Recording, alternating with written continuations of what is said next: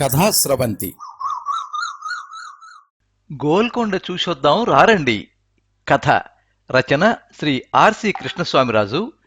9393662821. వినిపిస్తున్నది పప్పు భోగారావు. శ్రీ ఆర్సి కృష్ణస్వామిరాజు చిత్తూరు జిల్లా పుత్తూరు శల్య వైద్య కుటుంబానికి చెందిన రాచకొండ చెంగల్రాజు నారాయణమ్మల 8వ సంతానం. ఎంఏలో public administration, journalism, marketing, education, public రిలేషన్స్లో డిప్లొమా చేశారు. తిరుపతి ఎల్ఐసి కార్యాలయంలో 35 ఏళ్ల పాటు డెవలప్మెంట్ ఆఫీసర్గా పనిచేసి ఇటీవలే రిటైర్ అయ్యారు. 1984-87 సంవత్సరాల మధ్యకాలంలో ఈనాడు పత్రికా విలేకరిగా పనిచేశారు. జీవిత బీమా ఏజెంట్లకు, ఆఫీసర్లకు, పోలీసులకు, ఎంబీఏ, సిఏ విద్యార్థులకు, తిరుమల తిరుపతి దేవస్థానం ఉద్యోగస్తులకు, వాకర్స్కు 100కు పైగా వ్యక్తిత్వ వికాస శిక్షణా తరగతులు నిర్వహించారు. వీరు రచించిన 550 చిన్న పెద్ద కథలు వివిధ పత్రికల్లో ప్రచురితమయ్యాయి. ఇప్పటి వరకు 15 కథా సంపుటాలు, ఒక నవల వెలువరించారు. పురస్కారాలు: ముగ్గురాళ్లమిట్ట కథల సంపుటికి శ్రీ మక్కెన రామసుబ్బయ్య స్మారక పురస్కారం, సల్లో సల్ల కథల సంపుటికి శ్రీమతి శివయ్యగారి దేవమ్మ స్మారక కథా పురస్కారం, పకోడీ పొట్లం కార్డు కథలకు రావూరి భరద్వాజ పురస్కారం, గాండ్లమిట్ట పుస్తకానికి సాహితీకరణం పురస్కారం లభించాయి. వీరు రచించిన రాజుగారి కథలు బాలల పుస్తకానికి నారంశెట్టి పురస్కారం, రాణిగారి కథల పుస్తకానికి పెందోట పురస్కారం, కార్వేటి నగరం కథలకు శివయ్యగారి దేవమ్మ పురస్కారం లభించాయి. చక్కటి హాస్య రచనలు చేస్తున్న శ్రీ ఆర్సి కృష్ణస్వామిరాజు గారికి తెలుగు విశ్వవిద్యాలయం వారు 2020వ సంవత్సరానికి కీర్తి పురస్కారం అందించారు. వీరి రచనలపై చెన్నై ప్రెసిడెన్సీ కాలేజీలో ఎంఫిల్, కుప్పం ద్రావిడ యూనివర్సిటీలో పిహెచ్డి పరిశోధనలు జరుగుతున్నాయి.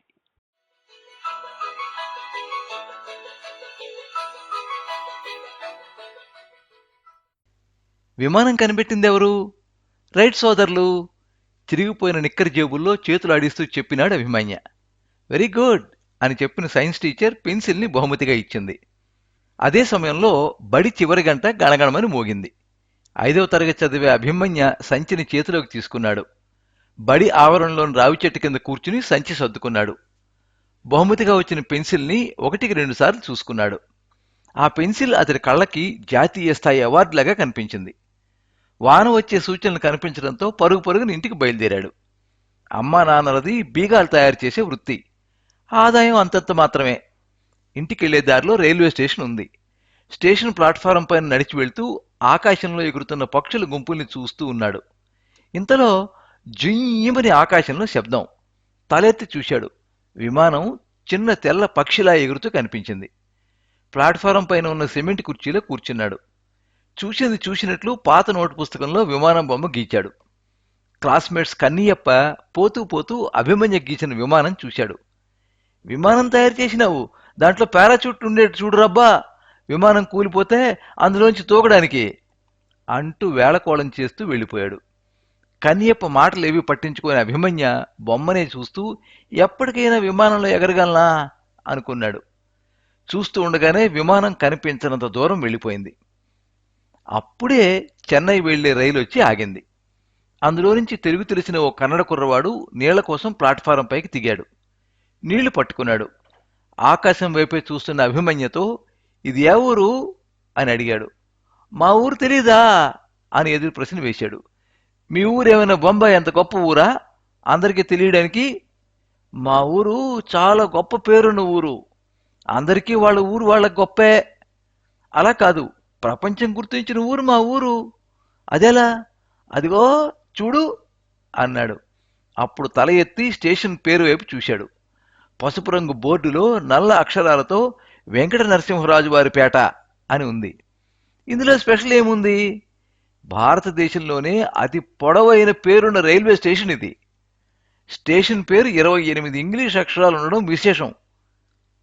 అప్పుడే రైలు కూత వేసింది. సూపర్ అంటూ ఆ కన్నడ కుర్రవాడు అభిమన్యకు షేక్ హ్యాండ్ ఇచ్చి రైలు ఎక్కాడు. కంపార్ట్మెంట్ మెట్ల మీద నిలబడి, ఇది తమిళ దేశమా తెలుగుదేశమా అని అడిగాడు. ఇది తెలుగు తల్లి నేల, 10 నిమిషాలు ప్రయాణిస్తే తమిళనాడు వస్తుంది అంటూ టాటా చెప్పాడు అభిమన్య. రైలు వెళ్తూ ఉంటే పట్టాల ప్రక్కన ఉండే గులకరాళ్లు చిన్నగా కదులుతున్నాయి.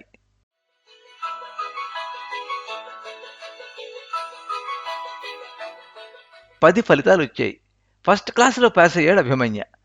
పెరుగులో చక్కెర కలిపి తినిపిస్తూ అభిమన్య అమ్మ ఇందిరాణి, ఇంటర్లో సైన్స్ కోర్సులో చేరు, మన బంధువుల్లో డాక్టర్లు ఎవ్వరూ లేరు, ఎంత కష్టమైనా పడి చదివిస్తాను అని చెప్పింది. లేదమ్మా, నేను ఎంపీసీలో చేరుతాను, నాకు ఇంజనీరింగ్ చేయాలనుంది, సాఫ్ట్వేర్ ఇంజనీర్ అయితే దేశ విదేశాలు విమానంలో తిరగొచ్చు. ఎందుకురా విమానం అంటే అంత పిచ్చి? నవ్వుతూ అడిగింది. నేల మీద నడవటం కన్నా పక్షిలాగా ఆకాశంలో ఎగరడం అంటే నాకు చాలా ఇష్టం, కిందికి మీదికి ఎగురుతూ చెప్పాడు. ఎవరో తలుపు తట్టిన శబ్దం. వెళ్ళి చూస్తే ఊర్లోని లైఫ్ ఇన్సూరెన్స్ ఏజెంట్ కరియప్పరెడ్డి నేరుగా ఇంట్లోకి వచ్చాడు. అతడి ముఖం పిండి దీపంలా వెలిగిపోతోంది. అతడి చేతిలో ఒక కవర్ ఉంది.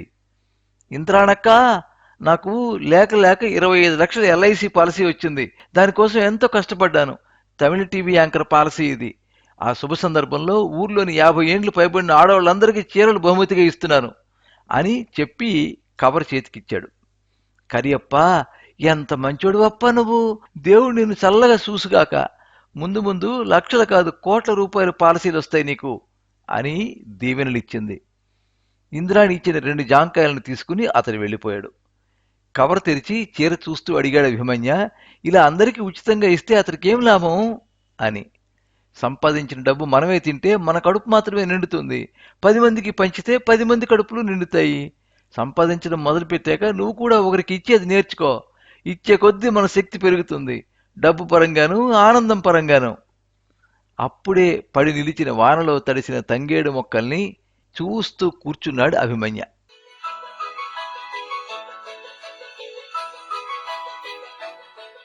బీటెక్ డిగ్రీ చదువు పూర్తయింది. ఏడాదికి 25 లక్షల జీతం, భాగ్యనగరంలో కొలువు. ఊర్లో జాతరకి ఇంటికొచ్చిన అభిమన్య తిరుగు ప్రయాణానికని బ్యాగ్ సర్దుకున్నాడు. చిన్ననాటి స్నేహితుడు కన్యప్ప కారులో అవి ఇవి మాట్లాడుకుంటూ తిరుపతి విమానాశ్రయం చేరాడు. విమానాశ్రయం ముందర ఎగురుతున్న జాతీయ జెండాను చూస్తూ నిలబడ్డాడు. విమానాశ్రయం గోడలను తాకబోతానా, విమానం లోపల ఎలా ఉంటుందో తెలుసుకోబోతానా, విమానంలో ఎగురుతూ ఉంటే ఊర్లు ఎలా ఉంటాయో చూడబోతానా అని ఆలోచించేవాణ్ణి. ఇప్పుడు నెలకోసారి విమాన ప్రయాణం, దేశ విదేశాల సందర్శనం అనుకుంటూ దూరంగా కనిపిస్తున్న శేషాచలం కొండలను చూసి దండం పెట్టుకున్నాడు. కన్యప్ప తోడుగా బ్యాగ్ భుజానికి తగిలించుకుని విమానాశ్రయంలోకి వెళ్తూ ఉంటే బిక్కుబిక్కుమని 4 పిల్లలు మూలగా నిలబడి ఉన్నారు. వారిలో 2 మగ 2 ఆడ. నలిగిన గుడ్డలతో పాత బ్యాగులు చేతి పెట్టుకుని పేదరికానికి చిరునామా మేము అన్నట్లుగా ఉన్నారు. వారి తల మీద వెంట్రుకలు చెదరి ఉన్నాయి. విమానాశ్రయం తెలిసే వచ్చారా, లేక దారి తప్పొచ్చారా అనుకున్నాడు. వారి వైపే చేస్తున్న అభిమన్యతో కన్యప్ప, అమాయకులైన ఆ పిల్లల్ని చూస్తూ ఉంటే నాకెందుకో అనుమానం వేస్తోంది. చాలా పేపర్లో చదువుతూ ఉంటాం కదా, మాయ మాటలు చెప్పి పిల్లల్ని విదేశాలకు తరలించే ముఠాల గురించి, అలా ఎవరైనా వీళ్ళని తీసుకుపోతున్నారేమో అని అనుమాన బీజం నాటాడు. అభిమన్య ఒళ్ళు జలధరించింది. జరగడానికి జరుగుతోందా అనే సందేహం ప్రారంభమైంది. కొంచెం ధైర్యం తెచ్చుకుని, అలా ఏమీ ఉండదులే, నువ్వు వెళ్ళు, నేను మాట్లాడి కనుక్కుంటాను అని చెప్పి కన్యప్పని పంపేసి వారి దగ్గరికి వెళ్ళాడు. మీదే ఊరు అని అడిగాడు. వాళ్ళు 4 చేతులు కట్టుకుని చిత్తూరు జిల్లా వెదురుగుప్పం మండలం దేవళంపేట మా ఊరు అన్నారు. ఎక్కడికి వెళ్తున్నారు? చెన్నై. ఎవరితో వెళ్తున్నారు? దూరంగా ఓ మనిషిని చూపిస్తూ సార్తో అన్నారు. ఏమని చెప్పి తీసుకెళ్తున్నాడు? చెన్నై చూపిస్తామని. మీ ఇంట్లో వాళ్ళకి తెలుసా? తెలుసు, దారి ఖర్చులకు డబ్బులు కూడా ఇచ్చారు. మీ టికెట్లు ఎక్కడా? సార్ దగ్గరే ఉన్నాయి. ఆయనతో ధైర్యంగా వెళ్తున్నారు, ఆయన నమ్మదగిన వ్యక్తేనా? అలా వెళ్ళడం మీకు భయం అనిపించలేదా? మా సార్తో మాకేం భయం అని వారు అంటూ ఉండగా వాళ్ళ సార్ అప్పుడే అక్కడికి వచ్చాడు. కొంచెం కంఠస్వరం పెంచిన అభిమన్య, ఈ పిల్లల్ని ఎక్కడికి తీసుకెళ్తున్నారు అని అడిగాడు. చెన్నై చూపించడానికి. మీరు వీళ్ళకి ఏమవుతారు? వీళ్ళు చదివే స్కూల్ హెడ్ మాస్టర్ని అన్నాడు. ఆశ్చర్యపోయిన అభిమన్య, విహారయాత్రకు తీసుకెళ్తున్నారా సార్? అయినా 4 ఉన్నారేమిటి అని అడిగాడు. వీరు మాత్రమే 500+ విద్యార్థులు. అంటే మా స్కూల్లో 10వ తరగతి పరీక్షలో 500 మార్కులు పైన వచ్చిన వారు వీరే. ఎవరైతే 500 మార్కుల పైన తెచ్చుకుంటారో వారికి తన సొంత ఖర్చులతో విమాన ప్రయాణం చేయిస్తానని బహుమతి ప్రకటించాడు. గత ఏడాది 2 మాత్రమే 500 కన్నా ఎక్కువ మార్కులు వస్తే ఈ పోటీ ప్రకటనతో 4 తెచ్చుకున్నారు. ఉమాపతి ఎవరు? ఆ ఊరికి చెందిన ఓ మామిడికాయల రైతు. పిల్లలని ప్రోత్సహిద్దామని ఇలా చేశాడు. ఆ ప్రయోగం విజయవంతమైంది. అందుకే వారిని చెన్నై తీసుకెళ్తున్నా. అక్కడి Marina beach, snake park, museum లాంటి చూపమని వీరికి తోడు చేసి నన్ను పంపారు అని వివరించాడు హెడ్ మాస్టర్. కింద ఉండే నేల కంపించినట్లయింది అభిమన్యకి.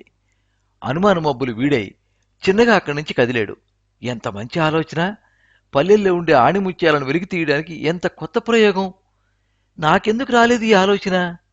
పల్లెల్లో ఉండే విద్యార్థులకు ప్రోత్సాహం లేదని బాధపడుతూ ఉంటామే, ప్రభుత్వమే ప్రోత్సహించాలా? అదే పల్లెల నుంచి వచ్చిన అలాంటి వాళ్ళు ఎందుకు నడుం బిగించరు? తీగ అల్లుకోవాలంటే పందిరి ఉండాలి కదా. మనం లక్షలు సంపాదించి మన కుటుంబమే బాగుంటే ఎంతవరకు సమంజసం? నేను ఒకప్పుడు విమానాన్ని చూసి కలలు కన్నవాణ్ణే. ఇలాంటి కలలు కనబట్టే కదా కష్టపడి చదివాను. అలాగే నేను కొందరికి ఎందుకు మార్గదర్శి కాకూడదు? ఇలాంటి చిన్న చిన్న ప్రేరణలు పిల్లల్లో పెద్ద పెద్ద ప్రయోగాలకు పునాదులవుతాయి కదా. స్కానింగ్ సార్ అని సెక్యూరిటీ చెప్పడం వినిపించింది. స్పృహలోకి వచ్చిన అభిమన్య వెంటనే సెల్ అందుకున్నాడు. అమ్మ చెప్పింది గుర్తుకొచ్చింది. ఉన్నదాన్ని పంచినోడు పెద్దోడు, కానీ దాచినోడు కాదు అని. నిజమే, నా ఊరు గొప్ప, నా ఊరే ఊపిరి లాంటి సినిమా డైలాగులు చెప్పడం కాదు, పుట్టి పెరిగిన ఊరు కోసం ఏదైనా చేద్దాం. ఎన్నో మాణిక్యాలు చేయూతనిచ్చి వెలికి తీసేవాళ్లు లేక పల్లెల్లో మట్టిలోనే కలిసిపోతున్నాయి. ఎవరో ఒకరు చేయి అందించాలి కదా. వెంటనే స్వంత ఊరి హెడ్ మాస్టర్కి ఫోన్ చేశాడు. ఈ ఏడాది 10వ తరగతిలో 500 కన్నా ఎవరికైతే ఎక్కువ మార్కులు వస్తాయో వారిని విమానంలో హైదరాబాద్ తీసుకువెళ్దాం, చూడదగ్గవన్నీ చూపిద్దాం, ఖర్చంతా నాదే అని చెప్పాడు. మీ ఆలోచన గోరంత దీపమైతే అది కొండంత వెలుగునివ్వడం ఖాయం అని ధన్యవాదాలు తెలిపాడు head master. Head master ఒప్పుకోవడంతో Abhimanyu మనస్సు పక్షి ఈక కన్నా తేలికైంది.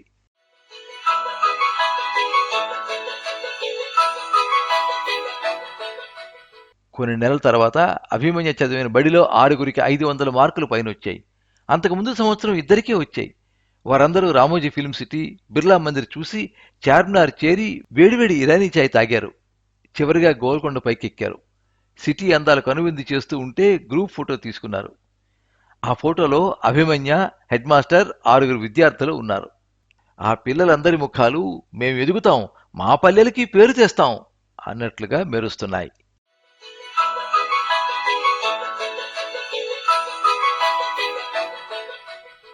మీరింతవరకు గోల్కొండ చూసొద్దాం రారండి కథ విన్నారు. రచన శ్రీ ఆర్సి కృష్ణస్వామిరాజు. వినిపించినది పప్పు భోగారావు. ఈ కథ సాహితీ ప్రస్థానం మాసపత్రిక సెప్టెంబర్ 2024వ తేదీ సంచికలో ప్రచురితమైంది. ఈ కథ మీద మీ అమూల్యమైన అభిప్రాయాన్ని కింద కామెంట్ బాక్స్లో రాయండి. ఈ వీడియోని లైక్ చేయండి, మీ మిత్రులందరికీ షేర్ చేయండి. ఇలాంటి మరిన్ని మంచి కథలు వినిపించడానికి ఈ ఛానల్ని సబ్స్క్రైబ్ చేసుకోండి.